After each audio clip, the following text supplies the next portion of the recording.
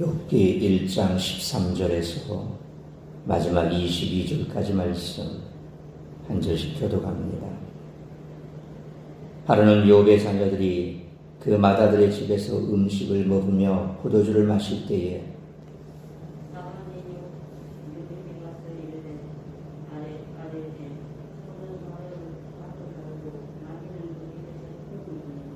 스바 사람이 갑자기 이르러 그것들을 빼앗고 칼로 종들을 죽였나이다.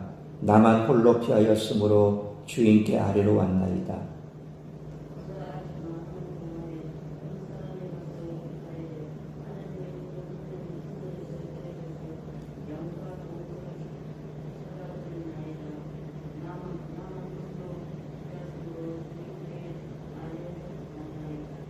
그가 아직 말하는 동안에 또 한 사람이 와서 아뢰되 갈대아 사람이 새 무리를 지어 갑자기 낙타에게 달려들어 그것을 빼앗으며 칼로 종들을 죽였나이다. 나만 홀로 피하였으므로 주인께 아래로 왔나이다.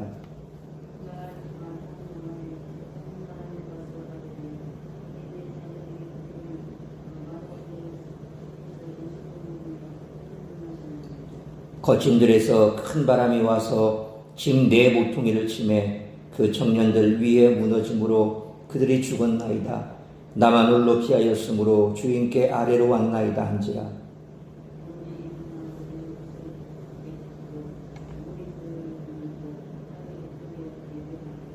이르되 내가 모태에서 알몸으로 나왔사온즉 또한 알몸이 그리로 돌아가올지라. 주시니도 여호와시요 거두시니도 여호와시오니 여호와의 이름이 찬송을 받을지니이다 하고 이 모든 일에 욥이 범죄하지 아니하고 하나님을 향하여 원망하지 아니하니라. 아멘. 오늘 본문은 욥의 맏아들이 형제 자매들을 불러 집에서 잔치를 벌이고 있는 가장 행복하고 즐거운 날에 욥의 비극이 시작이 됩니다. 종이 급하게 욥에게 달려와 비극의 소식을 전합니다. 스바 사람들이 갑자기 나타나 소와 나귀를 빼앗고 종들을 죽여 자기만 간신히 돌아왔다는 것입니다. 이 소식을 전하고 있는 동안 또 다른 종이 달려와서 하나님의 불이 하늘에서 떨어져 양과 종들을 살랐고 자기만 홀로 피했다고 소식을 전합니다.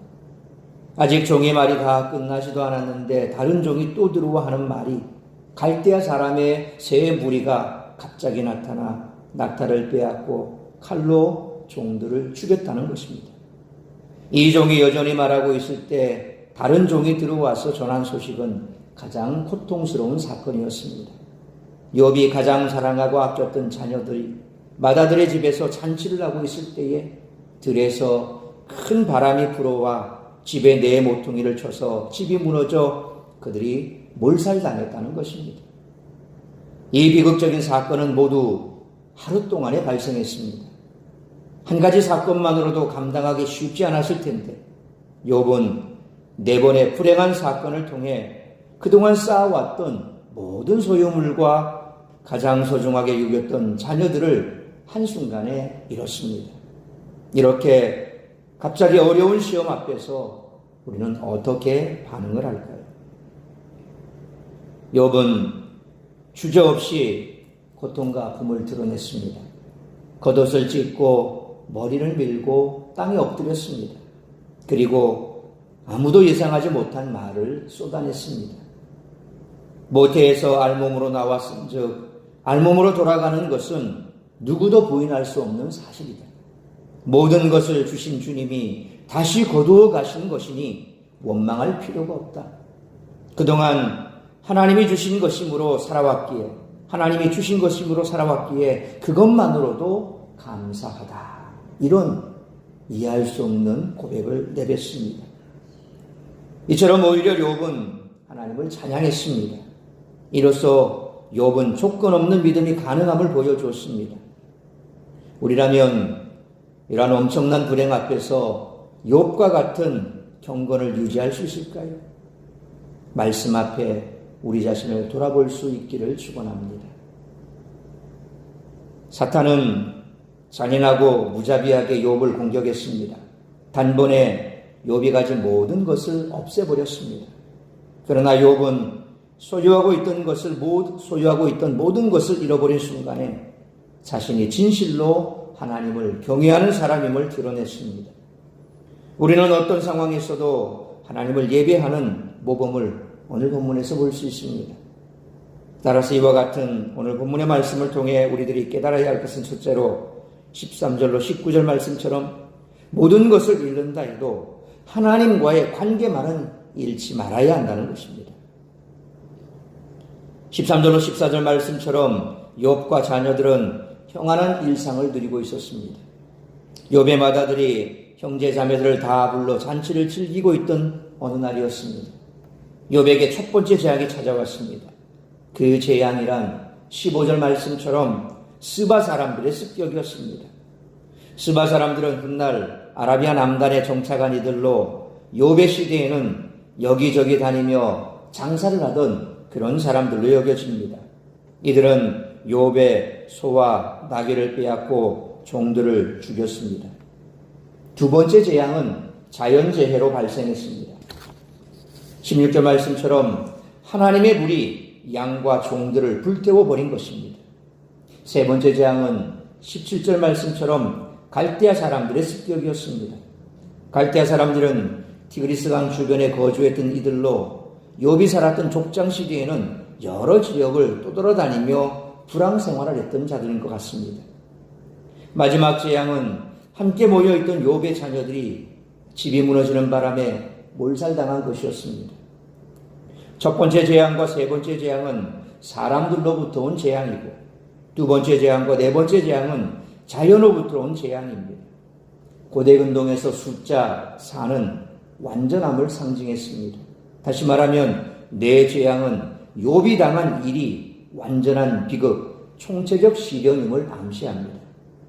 특히 자녀들의 죽음은 그를 죽음보다 더한 고통으로 몰아넣었을 것입니다. 이처럼 하나님이 우리에게 극심한 시련을 허락하실 때가 있습니다. 그 시련은 우리와 하나님의 관계성을 증명하는 계기가 된다는 것입니다. 그러니까 결코 하나님이 적극적으로 우리를 시험하시지는 않습니다. 단지 시련을 허락하시는 겁니다. 그 허락하심에는 분명한 이유가 있다는 것입니다. 그러므로 모든 것을 잃는다 해도 하나님과의 관계만은 잃지 않고 오히려 더욱 견고하게 붙잡는 우리 모두가 되시기를 축원합니다. 두 번째로 20절로 22절 말씀처럼 삶이 곧 예배가 되어야 한다는 것입니다. 폭풍처럼 찾아온 재앙의 소식을 듣고 있던 욥은 자녀들의 죽음 앞에서는 더 이상 앉아있지 못했습니다. 그는 20절 말씀처럼 일어나 자신의 겉옷을 찢고 머리털을 밀었습니다. 그리고 땅바닥에 엎드려 하나님을 예배했습니다. 여기서 예배했다라는 표현을 경배했다라는 의미로 보시면 됩니다. 그는 엄청난 재앙을 당하고도 하나님 앞에 엎드렸습니다. 그리고 이어지는 욥의 말을 살펴보면 그가 평소에 자기 소유를 어떻게 여기고 있었는지를 알 수가 있습니다. 21절로 22절 말씀처럼 그는 자신이 소유한 모든 것은 하나님이 허락하신 것이라고 고백합니다. 그는 자기 소유물을 우상으로 삼지 않았습니다. 오로지 모든 주권을 가지신 하나님만을 궁극적 경배의 대상으로 섬겼던 것입니다. 모든 주권이 하나님께 있다는 사실을 평소에 마음 깊이 인정하며 살았기에 이러한 엄청난 재앙 앞에서도 그 마음이 흔들리지 않았던 것입니다. 하나님을 원망하는 죄를 짓지 않으려면 얼마나 견고하고 진실한 믿음이 필요한지 우리는 여기서 발견할 수가 있습니다. 그러니까 평소에 말하는 것, 그것은 바로 평소의 생각이죠. 평소에 우리가 어떤 생각을 하고 있느냐, 그것이 급박한 상황에서 말이 되고 행동이 되는 것입니다. 욥은 평소에도 자신의 재물 그리고 그 모든 것들, 그것은 하나님께서 내게 주신 것이다. 그래서 난 그것을 누리고 있다. 감사하다. 늘 이런 생각을 했던 것이죠. 요즘 우리가 내 수고, 내 노력, 그래서 내가 모든 것을 다 했다.